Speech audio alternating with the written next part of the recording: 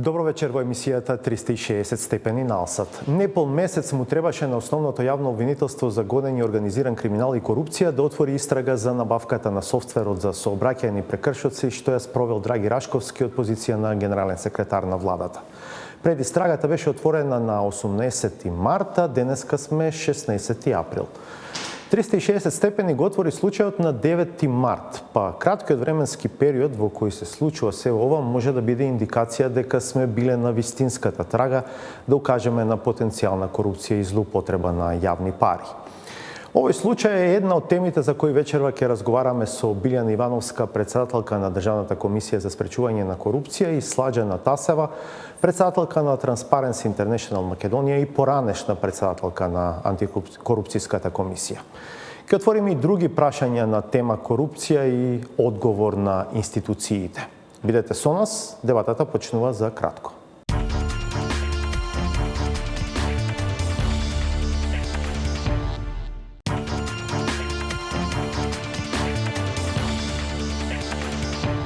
Гледате 360 степени.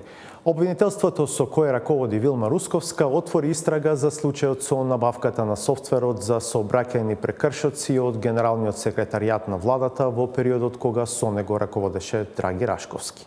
Ова е првата тема за која вечерва разговарам со Билјана Ивановска, председателка на Државната комисија за спречување на корупцијата. Добро вечер, добре дојдовте. Добро вечер, благодарам за поканата. И Сладжана Тасева, председателка на Transparency International Македонија, поранешна председателка на комисијата со која што сега раководи Ивановска. Добро вечер и за вас. Добро вечер, благодарам за поканата. Ивановска, моето прво прашање би било дали ова на некаков начин сега ги запира постапките, односно постапката која што е отворена кај вас, е поврзана со проверката на имотот на Драги Рашковски? Не, напротив, постапката си продолжува.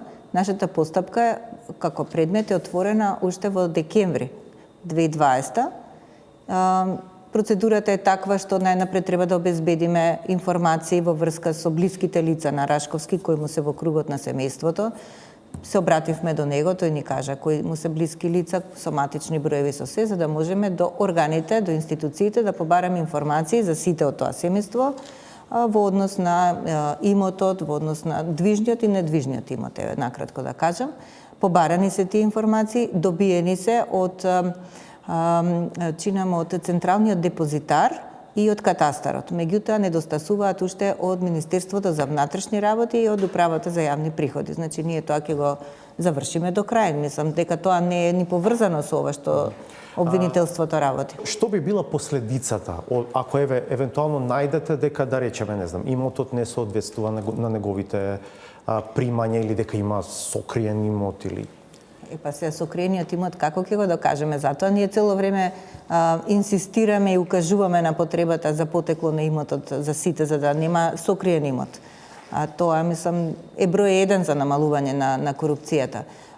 Кои ќе бидат последиците? Сега некој ги критикува одредбите од нашиот закон со кои што се утврдени ниски прекршочни глоби, меѓутоа тоа е тоа. Порано биле, Слагана знае, и повисоки глобите, меѓутоа целта на законот била да се по европски стандарди е направен нашиот закон и е повеќе да се укаже и да се прекршокот да биде символичен, срамот да биде поголем. Тоа е суштината на нашите глоби.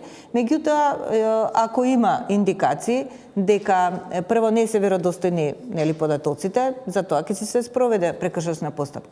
Доколку се утврди дека имотот несразмерно е зголемен, за тоа си има друга постапка понатаму, ќе се истражуваат другите органи, каде што има истражни центри во финансиска полиција или во финансиско разузнавање, ако имало перење пари и така натаму. Ги земате предвид, предпоставам, и овие нови информации кои што излегуваат во јавноста за тоа дека семејството Рашковски вози джип, кој што го нема во анкетниот лист доставен кај вас, дека планира да гради куќа. Може ќе излезе од МВР сега податоци, може од МВР ќе излезат податоци дека е на некој друго лице регистриран джипот, па ќе видиме да кажам сето тоа е дел од тоа што го проверувате. Да, па и така го отворивме предметот по допрен глас. Да. Јасно ми е. Госпоѓо Тасева, денеска кога слушате дека обвинителството за гонење организиран криминал и корупција отворило истрага, непол месец од кога објави дека отвора предистрага, се чини дека постапката одела прилично брзо, мазно, за да се стигне до ова ниво, бидејќи ова ниво на кривична постапка подразбира дека обвинителството сигурно стигнало до докази кои што му овозможиле да ја унапреди постапката од предистрага во истрага. Па зависи, мислам, навистина периодот е краток и е добро тоа, значи може да се постигне за толку кратко време од предистрага случајот да влезе во истрага. Поготово тоа е можно во вакви случаи каде што овај случај од областа на економскиот криминал, каде што сите действија се документирани. Значи, таму се она што се случувало, односно утврдување на потребата за јавната набавка, пишувањето на таа јавна набавка на тендерот, објавувањето, формирањето на потребата за таа набавка, како тоа се формирало како потреба, но се е тоа запишано и тука нема нешто што дополнително треба многу да се анализира и да се истражува. Сепак зборуваме и едновремено и за коруптивен настан. Тоа е во групата на коруптивните кривични дела, кај што треба да се разгледаат и да се анализираат и другите елементи, како што се тргување со влијание или влијание воопшто. Дали некој од позиција, како што ја имал генерален секретар на влада, можел да влијае на другите за да прифатат како прво да учествуваат во таквите действија и да прифатат да подготват еден таков тендер, знаејќи дека за тоа не постои оправданост, затоа што оправданоста не се утврдува во Генералниот секретаријат на владата, туку се утврдува во Министерството за внатрешни работи и потребата. Ворникот во соопштението на обвинителството, со кое што ја известува јавноста за отворената истрага, е токму таков, дека Рашковски од позиција на првоосомничен, дека практично ја договорил јавната набавка, а другите му помагале во сето тоа. Тие елементи се малку потешки за докажување. Тие не се документирани, тоа се разговори. Да, ако вештачите телефони во кои што има пораки, дополнително се разбира, кои што подлежат на друг тип на анализа и истрага, верувам и заради тоа или некаква можност за влијание понатаму и попречување на истрагата, се определува и мерка притвор и така натаму. Меѓутоа, ако го зборуваме за овој кривично правен настан, ние мораме да го гледаме во една целина. Ние го гледаме Генералниот секретаријат на владата и Генералниот секретар, не знам кои се другите лица кои што се опфатени со истрагата, но мораме... Со сигурност знаеме дека едното е лицето е собственик на фирмата која што компанијата од која што е набавен софтверот. Ќе видиме во која насока таму ќе оди.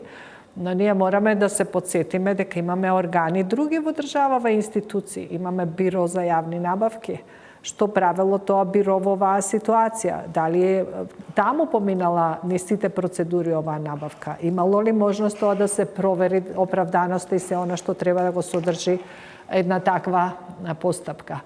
И дополнително на она што го зборувавте за проверката на имотната состојба, она што јавното обвинителство исто така може сега да го прави, покрај проверката што ја прави Државната комисија за спречување на корупцијата, тие паралелно со криминалната истрага треба да отворат и финансиска истрага, да видат парите од овој тендер и од оваа набавка каде отишле. Што се случувало? Затоа постои и цела стратегија за финансиски истраги, постои веќе и процедура која што е усвоена меѓу институциите, во која се вклучени Управата за финансиско разузнавање, Министерството за внатрешни работи и УЈП и сите институции, кои што треба да се поврзат меѓусебно за да точно се утврди и тоа што се случило со парите од овој тендер. Затоа што ако на крајот на криштата зборуваме за корупција, треба да видиме каде отишла добивката од тоа и на крајот на криштата треба да се случи и заплена на она што е спечалено или добиено како добивка од таа сделка, за да може да се конфискува. Значи има многу работа се уште тука. Но мислам дека во услови во кои што се зборува за разноразни влијанија, па и од извршната власт кон обвинителството, ова е случај кој што го покажува спротивното, дека обвинителството успеало да покаже интегритет, не знаеме дали имало нели притисоци, јавување обиди можеби да се влијае врз процедурата, но еве обвинителството покажува дека може релативно брзо да постапува и во ситуации во кои што во прашање се луѓе од актуелната власт, а тоа е она што цело време го зборуваме, да не испадне дека функционерите цело време се санкционираат кога ќе се смени власт. Одлично е сето тоа, затоа рековме добро е, значи се покажа дека се може, но мојот апел е да се гледа сеопфатноста на кривично-правниот настан. Да не се задржиме само на еден аспект, еден елемент, а другите да ги оставиме непроследени, затоа што верувам дека има индивидуална одговорност и во некого во Бирото за јавни набавки кој што имало врска тоа да го исконтролира.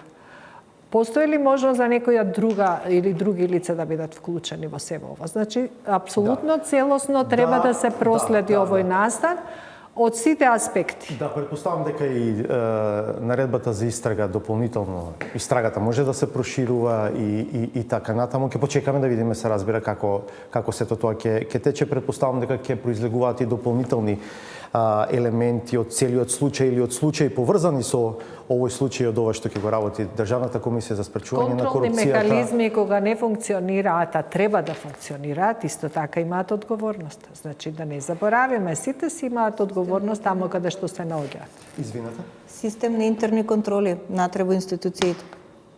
Кој одобрува, кој подпишува, кој утврдува потреба.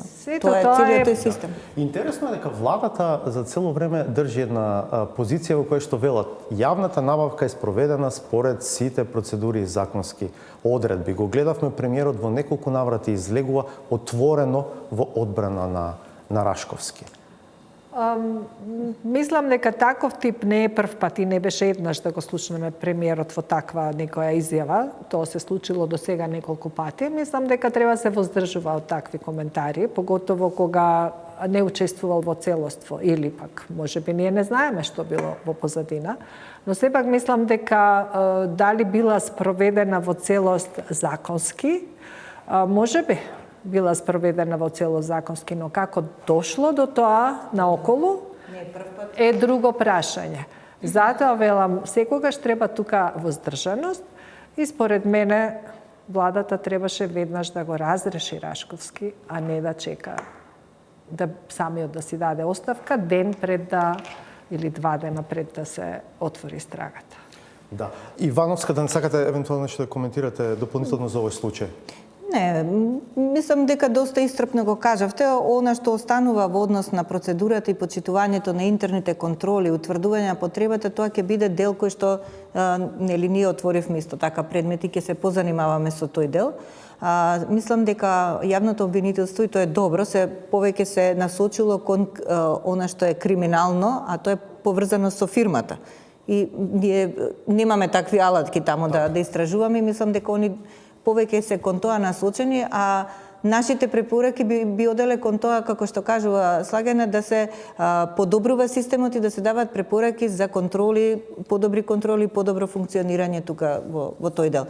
Еве за споредба ќе кажем, например, Генералниот секретаријат за нас ги купи климите за сервер салата во 2019 година. Меѓутоа да проверите само колку преписки има за таа набавка на климите, која е нашата потреба, зошто ни треба, зошто немаме пари, зашто во буџетот не било планирано, претходно била комисијата, нели немаше комисија, па немало утврдено, немало планови така натаму. Значи, ни ускочи Генералниот секретаријат, ама има една дузина обраќања од наша страна за тоа да се направи. И климите не беа во употреба, ама се знае зашто не беа во употреба, заради тоа што нели зградата не функционираше, па сега ќе се пренесат во новата зграда и ќе функционираат. Така што се мора да си има свој тек. Да. Оти да се подсетиме, да речеме, поранешниот премиер е осуден во судски предмет, исто така во кој што набавката на Мерцедесот е направена во процедура.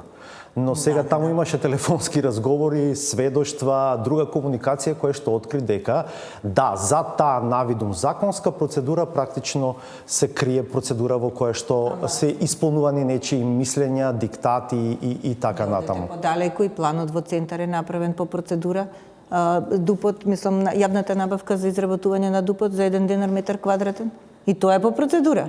Ама кои ризици По закон се, ама кои ризици се кријат внатре, тоа е друго прашање. Кога веќе го споменуваме, центар актуелен е случајот со парцелата наспроти хотелот Holiday Inn, паркинг нели има сега таму една од три на кои што инвеститори најавуваат дека ќе градат, имаше презентација на проект. Тоа што сега е фокус на јавноста е прашањето зошто градоначалникот на Центар Богдановиќ не постапувал по еден заклучок од Советот на општина Центар, донесен во декември, со кој што Советот бара од него да иницира постапка за суспензија на деталниот урбанистички план. Што е вашиот поглед на овој случај? Ние неодамна имавме разговор со градоначалникот пред 2-3 дена, тој дојде во нашата институција со барање за помош, ние да апелираме до другите институции, именно навремено да си ги завршуваат работите. Зашто се работи? Кога Советот донел таква одлука, градоначалникот упатил барање за мислење до Министерството за транспорт и врски, мислење за суспензија, меѓутоа во тој документ и понатаму не биле прикачани елаборатите, наводно заради тоа што немало електронски пристап. Сега, тој електронски пристап е овозможен и мислам дека градоначалникот има можност да си ги прикачи елаборатите и да си побара суспензија. Она што него понатаму го кочи е тоа што наводно Комората за архитекти немала одобрено тарифник кој ќе биде основа на министерот за транспорт и врски да го донесе ценовникот за изработка на детални урбанистички планови. Зошто? Заради тоа што според новиот закон, кога еден план ќе се стави под суспензија, тогаш веднаш треба да се започне со изработка на нов план и значи за кој што треба да има утврдено ценовник. Сега прашањето мене ми е следно: зошто не го дава планот под суспензија кога треба Министерството за транспорт и врски во рок од 2 недели да даде одговор дали ја прифаќа суспензијата или не?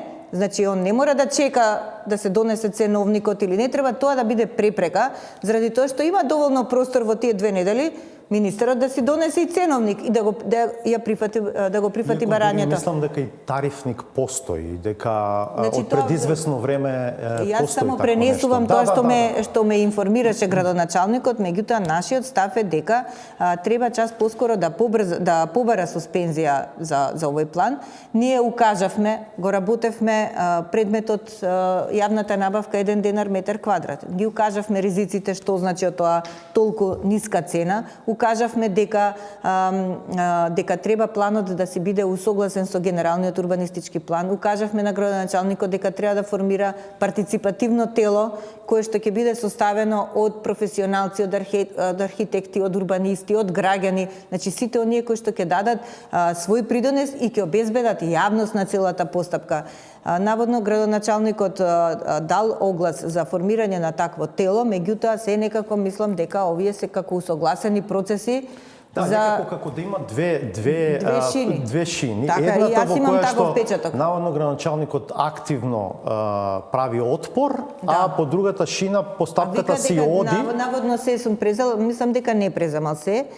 Мислам дека заложбите негови институциите да постапуваат професионално и брзо важи и за него.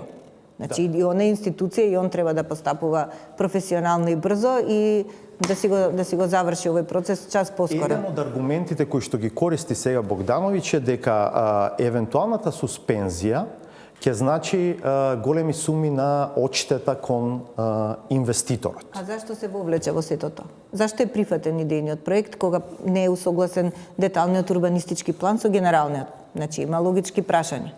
Зошто е дојдено до оваа состојба сега да имаме ние платени комунали и така натаму? Но предпоставувам и да речеме квалитетот на живот на луѓето, здравието на луѓето, исто така се теми кои што треба да се земат во предвид кога велите дека евентуално општината би плаќала одштета. Точно. Што е поскапо здравието, така. А мене тука, например, ме збунува и одлуката на Уставниот суд, иако нели немаме право да ги коментираме одлуките на Уставниот суд.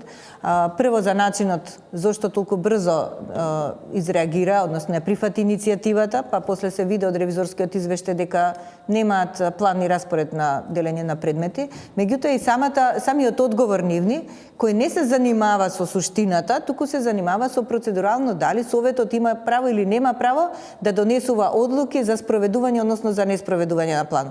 А гледајќи го уставот, во членот 8 има кои се темелни вредности на кои што треба да се потпира оваа држава, меѓу која точно ова вие што го споменавте за здравието и за уредување на животната средина по стандарди општо прифатени. Мислам дека сте во право дека одлуката на Уставниот суд остана некако по страна и не толку во јавниот фокус, а де факто таа одлука ги овозможи сите овие чекори кои што сега како да беше тоа се онака синхронизирано. Знаете, планерската куќа Билд го направила планот во 2012 кој што е неусогласен со ДУП-от. Планерската куќа Билд го добива тендерот со исклучително ниска цена да го подготвува, да прави ревизија на новиот план. Планерската куќа Билд не ги прифаќа препораките од комисијата формирана во општината, која што му кажува на потребите на општината како треба да промени во деталниот урбанистички план и зошто не е раскинат договорот? Прашање зошто толку касно фактички е раскинат договорот, прашање што ќе си го поставим. И кој влегува како собственик во планерската куќа Билд, истите тие што ја дадоа преставката до Уставниот суд, ме разбирате, и сега еве каде ја гледаме мрежата. Еден круг, во кој што интересот на крај се чини очигледен. Тасева, во која општина живеете? Во истите тие кои што се собственици на Билд, да не заборавиме, се и собственици на компанијата што го руши стариот парк во Охрид. И објектот што таму ќе се гради исто така со една законска постапка, нели? Се по закон. Затоа што и таму велиме се е по закон. Просторот кај Треска исто така. Значи јас сум кривичар. Се ова што го збориме сега за Во која општина живеете? Во центар, во Дебармало, да, многу сум засегната исто така и учествувам во референдумот, но сакам да додадам, бидејќи мојат начин на размислување, бидејќи кривичното право подеднакво се применува во сите ситуации, не гледам разлика помеѓу ситуацијата со генералниот секретар во владата и тендерот за јавна набавка и овој случај за кој што сега зборуваме, тој план за градење спроти Holiday Inn, како е направен без да се почитува генералниот урбанистички план, како не се испочитувани сите процедури, како се носени одлуките. Ние го анализираме и од аспект на закон и померка, како се носени законите и дали со законот требало да се овозможи ова што сега се случува. Одлуката на Уставниот суд, која што можеби ќе покаже некакво тргување со влијание, односно направена е таква меѓуодлука, која што не се однесува на суштинската работа, но само ја поматува целата ситуација и по мене тоа исто таков еден кривично правен настан, кој што треба да се разгледа од сите овие аспекти. И од аспект на законитост, од аспект на тоа кога тргнало и како се одвивале сите процеси, создавањето на таа група, која што, нели да не ја нарекуваме веднаш криминална или не знам каква, но група која што има силно влијание во тој сектор и како се користи тоа влијание за да може да се дојде до ова денеска, кој што слушаме дека може да започне некој да гради на сила и покрај сите спротивставувања и од граѓаните и од антикорупцијската комисија и некакво спротивставување од градоначалникот, кој што навистина не можеме да го дефинираме дали е реално или е нешто онака како дека треба така да изгледа. Јас само уште две работи сакам да кажам овдека. Значи, кога се прави детален урбанистички план, тој треба да биде пред се насочен кон јавниот интерес. Дури, нели, советниците се гласот на народот, кој што треба да го спроведат јавниот интерес. Мислам дека тука исто имаме проблем, бидејќи не е убаво кажано, не е убаво дефинирано и не е сватена поентата што треба да биде јавниот интерес, дотолку повеќе што неодамна во едно интервју со архитектот кој што го цртал проектот, слушнавме од него дека како тој со собствениците на парцелите одел во општината да види таму како ќе се нацрта и што ќе се нацрта кај комисијата одговорна за деталните урбанистички планови, што е строго забрането, би требало да биде забрането, а претходно ние по расправање за предметот за продажбата на Holiday Inn укажавме на општина Центар од потенцијалниот ризик од влијание на собствениците врз планерите да цртаат нешто по нивна мерка која што ќе го наруши јавниот интерес. Значи, еве го ризикот што сме го детектирале, сега доаѓа на виделина. Така што мислам дека И уште едно, да. Обвинителот да се вклучи и овде со сеопфатна анализа на целиот овој настан, кој што многу личи на кривично правен настанот и се исполнети елементи на повеќе кривични дел. За синџир од повеќе институции за кои што еве во оваа дебата искажуваме отворен сомнеж за тоа дека можеби биле под влијание, можеби се вмешани, можеби незаконски. Ама тоа е страшна слика за во сферата на градежништвото, во секторот градежништво сме утврдиле, сме правиле цела анализа како се потврдуваат сите елементи на дефиницијата за робена држава. Ни сите институции, ни сите нивоа на власта се провлекува тоа влијание кое што е насочено кон остварување на индивидуален интерес или интерес на определена група. Ја мислам дека овој цел процес е почнат многу порано. Уште, еве ќе кажам, зборевме некога, го коментиравме предметот за продажбата на парцелата кај Holiday Inn, дека тука се 600 и кусур квадрати продадени градежно земјиште кое што припаѓа на семејство кое е во процес на денационализација. Значи, тој процес на семејството започнал во 2003, а завршил во 2019 откако е продадено земјиштето. И тогаш не ги обештетуваат со некои 6.000 денари. Сега што се случува во меѓувреме? Во меѓувреме се менува законската регулатива кај законот за денационализација и се овозможува да се располага со земјиште иако не е завршен процесот за денационализација.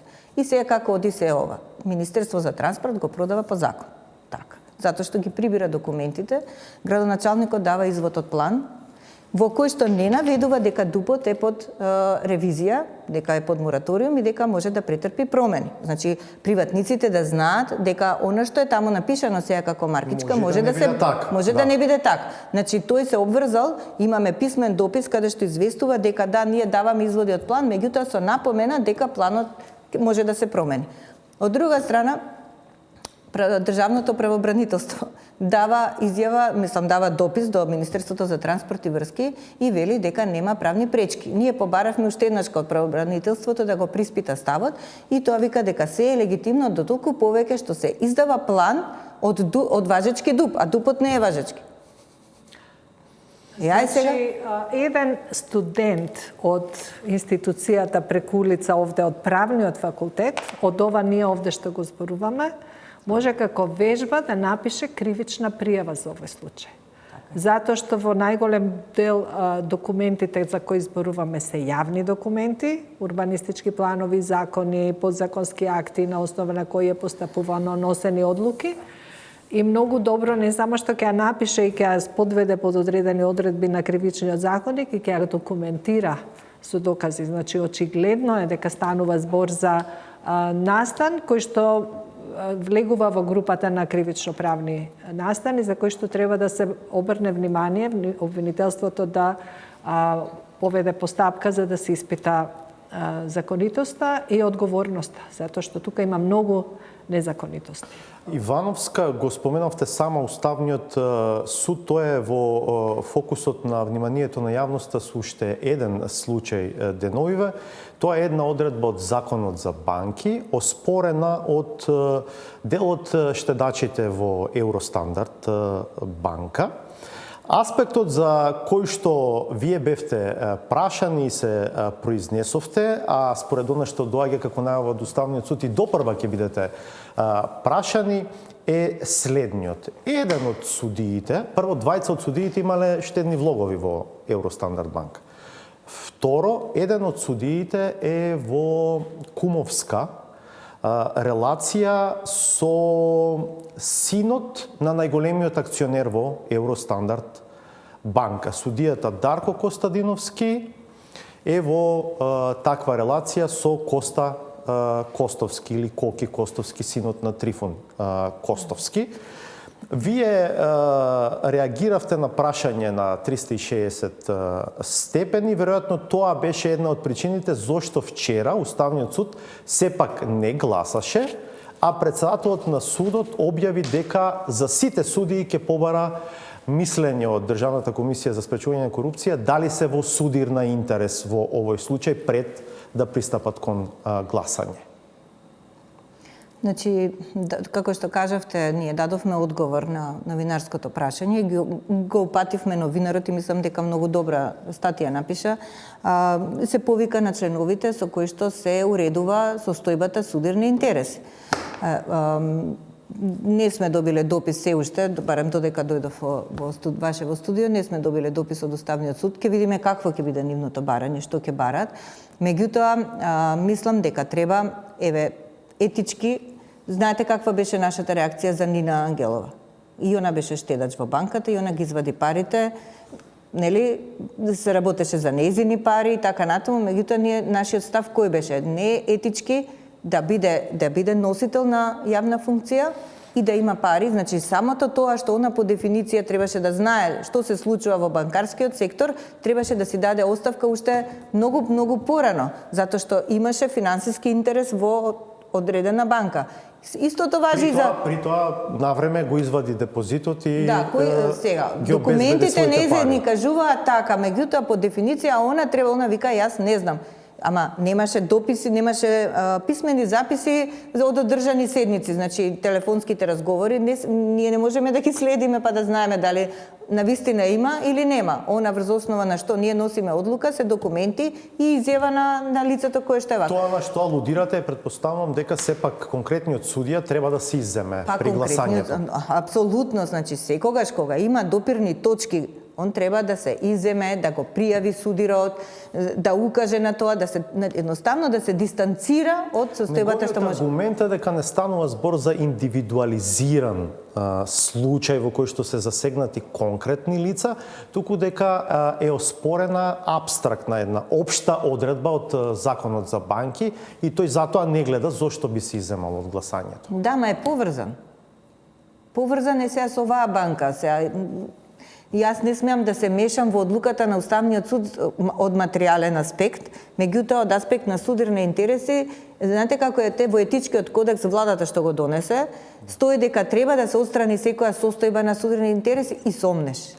Инаку станува збор за одредба која што на некој начин ја обезбедува стабилноста на банкарскиот систем, сега индиректно кажано, да речеме и довербата на граѓаните, своите штедни влогови сепак да ги чуваат во банките, бидејќи вели дека прв за обештетување во случај како Евростандард е фондот за обештетување на штедните влогови до 30.000 евра и во таа смисла велам, така се обезбедува некоја сигурност на банкарскиот систем. Тасева, без да навлегуваме во содржината на самиот член, што би рекле вие, кога имаме судија кој што е во таква релација со лицето за кое што зборуваме, има ли простор да се изземе? Значи, ако имаме суди кај кои што представува проблем да се постапи по основа на интегритет и принципи за етика,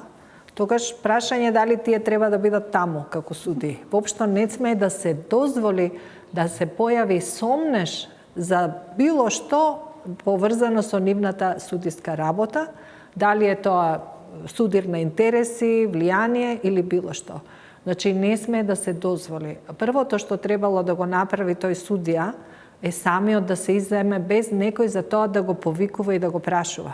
Значи, јасни се и одредбите во законот, меѓутоа тие што не се судска власт, затоа што за нив не важи законот за судовите, затоа има и препорака од Греко дека тоа мора да се реши. Меѓутоа и за нив важат меѓународните принципи за судовите, затоа што тоа е сепак суд. И за нив важат правилата дека веднаш кога ќе дознае дека може да биде во состојба на судирни интереси, треба да го пријави тоа и треба да се тргне, односно да не учествува во тој предмет, тој случај или во носењето на конкретната одлука. Не треба се да биде нормирано и запишано и да напишеме за судијата тој и тој, ако е кум со тој и тој, треба да се изземе. Не треба така, не имаме општи правила и во Законот за спречување на корупцијата и оној за етичкиот кодекс на владата, ако не сакаат да се владеат по етичкиот кодекс за судиите, затоа што ние имаме и етички кодекс за судиите, имаме закон за судови. Меѓутоа не може тие да бидат надвор од сите тие закони. Никот нема одредба, ние немаме етички кодекс. Значи апсолутно несоодветно, неетичко е однесување без интегритет. Ако они не се подготвени да размислуваат на основа на нивниот интегритет, тогаш јас се прашувам дали треба да бидат таму. Ние прва работа што ни треба да провериме е дали тие луѓе имаат интегритет. Ивановска. Сакав да кажам дека многу брзо треба да се донесе закон за уставен суд. Сега, добро, темата е тука судирни интереси, меѓутоа се наметнува потребата. Точно е, таа тема се отварала повеќе пати, затоа што нивната работа е регулирана само со деловник. Со деловник со кој што и платата си ја регулираат, така. А тоа не оди. Така што мислам дека час поскоро треба да се работи 30 години државата од 91 уставот се донесе. Мислам дека час поскоро треба да се донесе закон за уставниот суд. Веќе сме во завршниот дел од емисијата. Сакам да ве прашам дали просторно конечно сте средени по тој случај во кој што ви ветуваа простори во зградата во која што сега се смести Министерството за политички систем раководено од Артем Груби. На крај за вас таму немаше место, се смести Министерството. Вам ви дадо едни простори во соседството на постоечките. Да, точно, да. Еве, во третата година од нашиот мандат, ние конечно успеавме да се обезбедиме со првиот предизвик да го совладаме, а тоа беа просторните услови. На 15 март владата донесе одлука за доделување на тој простор, па потоа моравме да пристапиме кон соодветно прилагодување, бидејќи тој простор бил наменет со сосема друга дејност за Факултетот за драмски уметности. Се заврши и тоа, сега еве се чисти, се пакуваме истовремено, следната недела би требало да се преселиме. Што е со предизвикот за серверско поврзување со сите институции од кои што вие барате податоци, имате законска можност да бидете онлайн поврзани? Значи сега во овие простори ќе имаме сервер сала. Опремата што ја добивме од ДИПА, институцијата што ја добила во 2018 година од ДИПА ќе биде сместена, а во тек ќе ни биде јавната набавка за купување на серверот. Значи хардвер имаме, сега ни треба сервер, па е софтвер. Хардвер имаме, сега треба да го обезбедиме софтверот. Имавме една јавна набавка, меѓутоа имаше слабости во тендерската документација и мораше таа да се понешти. Имаше некое, да речам, неусогласување од аспект на тоа каква треба да биде стручната спрема на економскиот оператор, дали треба да има фирмата како фирма лиценци или пак оние кои што ќе го подготвуваат серверот. Сега малце ги зајакнуваме контролните механизми да не биде некои почетници да го прават, а се работи за големи корисници, голем број на корисници кои што треба да бидат поврзани, големи средства. И малце тука требаше да се поиздиференцираат тие критериуми, тука запнавме и затоа го поништивме. Меѓутоа сега ќе обезбедиме најнапред технички диалог, за да видиме нели економските оператори какви прашања ќе имаат и дали ќе имаме конкуренција обезбедено со зајакнати квалитативни критериуми и после тоа ќе го објавиме тендерот уште еднашка и ќе обезбедиме, се надевам. Ќе би биде ослабена сега конкуренцијата, Инвока Груп веројатно нема да ви се јави на тендерот. Овој нашиот е меѓународен, може некои други од надвор ќе се јават. Тасева, вие раководите институција која што е дел од една меѓународна институција, Transparency International, секоја година објавува извештај за перцепцијата, односно индекс за перцепција на корупција во државите во светот. Последниот извештај ја рангираше Северна Македонија прилично ниско, најниско во регионот, 111 место во светски рамки со скромен скоро 35 само индексни поени од можни 100, така? Да. Дали во меѓувреме препознавате активности на владата во насока на подобрување на индексот и на позицијата на таа листа? Па во суштина, се она што се работи за системски да се решаваат ранливостите од корупција во целиот, затоа што ние зборуваме дека имаме системска корупција. Корупција во сферата, владењето на правото, треба да настојуваме да пред се во судството се воспостават правилата за интегритет и да почнат да се водат судски постапки, како што почнува сега да се водат судски постапки против актуелни носители на функции. Сето тоа да завршува со ефективни судски одлуки. Понатаму да нема влијание во сферата на економијата, да има сигурност на договорите во сферата на економијата повторно насочено кон судството, затоа што ако не се спроведуваат договорите, во суд не можеш да спроведеш добра судска постапка. И сите тие действија, активности кои што се преземаат од страна на владата, помагање на истражните центри во јавните обвинителства со зајакнување на капацитетот во смисла на обезбедување на ресурси и просторија таму, очекуваме дека ќе дадат резултати. Но да не заборавиме, во исто време имаме и случаи од типот мафија, пасоши, лични карти, не знам, имаме и многу други случаи, па и овој со Рашковски тендерот, кои што сите тие случаи се подеднакво се следат. И сега прашањето и едните и другите ќе бидат предмет на обсервација, кога ќе се спроведуваат анализите, тие се веќе во тек. Затоа што оваа година се прават анализи. Дали веќе може да се влија на индексот, бидејќи тој се базира на извештаи од други организации кои што во меѓувреме веројатно ги имаат и завршено. Другите организации веќе ги објавуваат извештаите и гледаме и таму се лоши резултатите. Значи потребен е поширок опфат и добра анализа, добро е што го видов тоа, дека навистина прават, ги расчлениле сите препораки од сите извештаи па да видат што се случува, каде се слабите точки. Но за тоа навистина треба добра организација и добра подготвеност. Што мислите само кратко за ова иницијатива од вице-премиерот за борба против корупција, односно оглас за вработување на 10 лица, мислам дека? Знаете, ги прашував јас вчера за ова, добив одговор на прашањето, што се случува. Прво по мене спорна беше компетенцијата. Добре. Во ниеден од тие огласи нема да препознаеш дека се бара лице што има компетенција некаква во борба против корупција, владење на право и така натаму. Одговорот беше не може да се излезе надвор од веќе постоечката систематизација на Генералниот секретаријат кој што ги распишува тие огласи.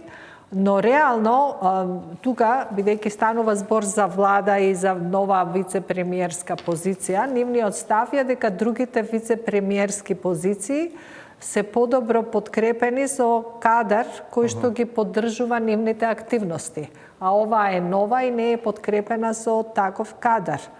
Од тука ние не можеме повеќе заклучоци да извадиме. Се надевам дека не добив појаснување дали постои органограм, дали постои опис и попис на работни места и така натаму. Сето тоа како документ не го видов. Ме уверува дека тоа е така направено, но ќе видиме што ќе се случува. Во секој случај тие луѓе ќе бидат вработени во Генералниот секретаријат затоа што Генералниот секретар го распишува конкурсот кој што ќе се одвива на основа на Законот за државни службеници.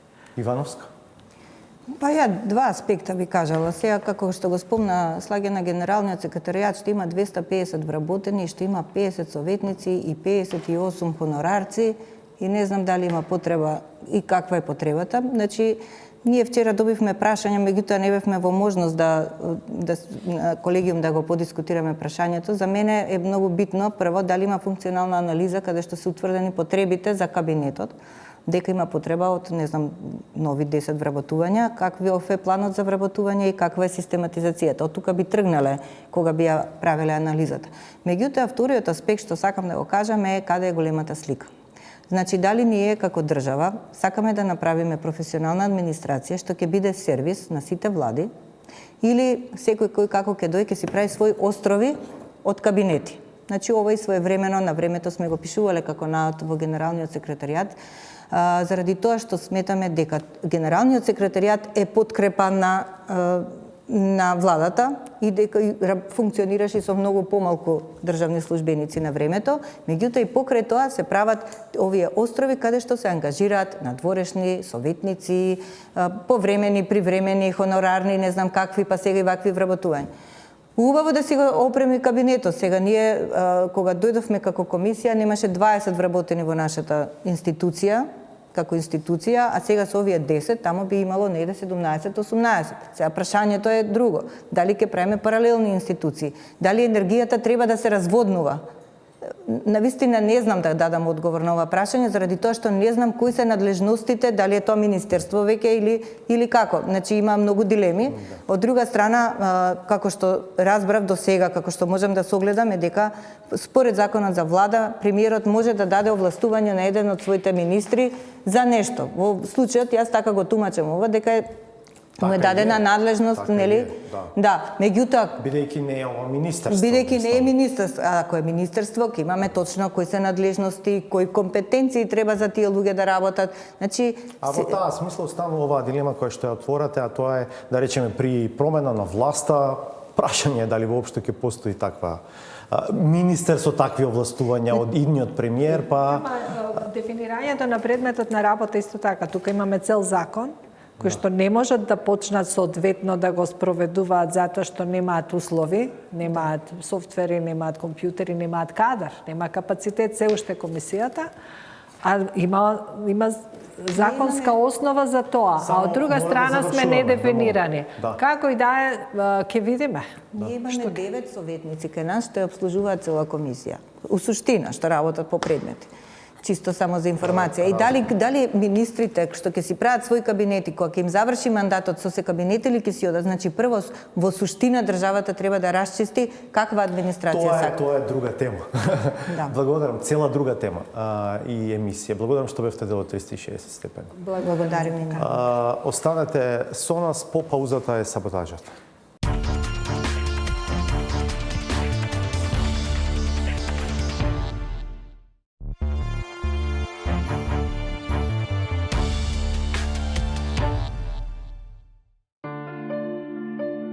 Правото на јавноста да се меша во проекти кои ја засегаат, изгледа зависи од позицијата во која се наоѓа тој што го толкува нејзиното право.